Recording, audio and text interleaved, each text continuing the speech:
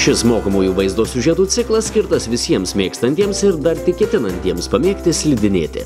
Profesionalų specialistų patarimai padės tinkamai pasirengti prieš šokant ant slidžių. Kiekvienam pradedančiam ar pažengusiam slidinėjimo entuziastui atskleidžiama, ką būtina žinoti, kad pomėgis taptų ne tik malonus, bet ir saugus. Nuo tinkamo įrangos pasirinkimo iki slidininko fizinio pasiruošimo ir dar daugiau.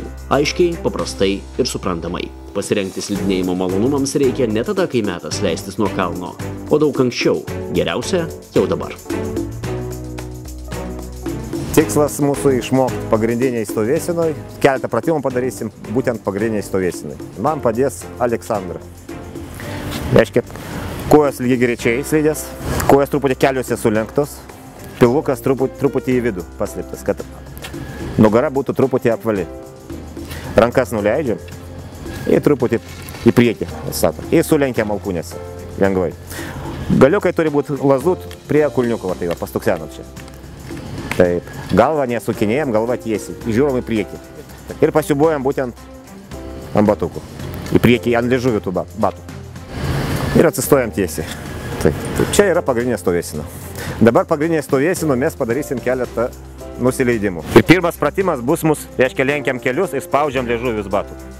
Va tokių judesių. Reiškia, galva neturi sukinėti, svoris turi būti lygiai ant vienos ir ant kitos kojos. Slidės turi būti lygiai greičiai. Truputį pasistumėm.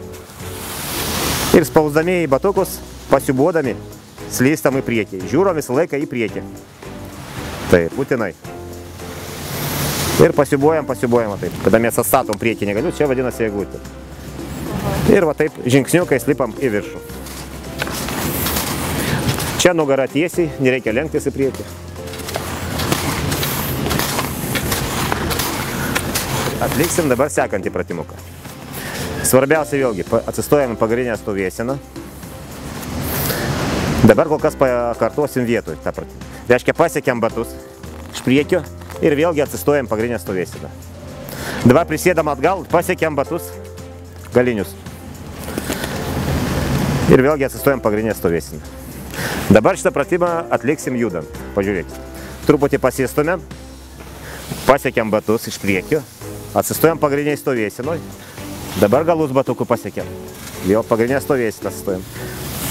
Į priekį pasilenkiam. Atgal. Sekančių pratimų mes treniruosim vėlgi pagrindinę stovėseną. Ir kad nebūtų galinės stovėsenos, kad būtų visą laiką svoris į priekį, tai yra sekantis pratimukas, kuris mums padės tą atlikti. Reiškia, mes suspaudžiam batukus į priekį ir darysim nedėlius šuoliukus kulniukais. Padarom vietoj ir vėl pagrindinę stovėseną patikrinam. Dar kartą. O dabar tą patį padarysim slystant. Truputį pasistumėm, pradedam slyst ir atliekam tą pratimuką. Nedidelius šuoliukus tokius. Bet svarbiausia, kad stovėt pagrindiniai stovėsenoj.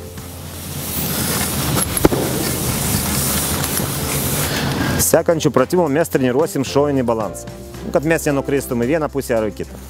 Dabar vėlgi priėmam pagrindinę stovėseną.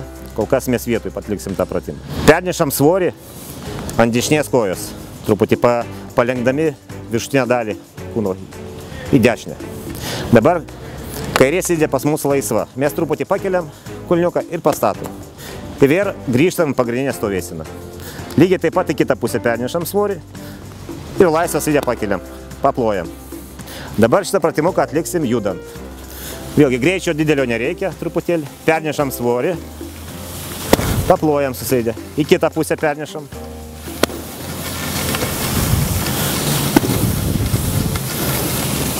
Šitas pratimas duoda mums šovinį stabilumą. Pamokėlę baigiam, laukiu jūs sekančiai pamokėlį.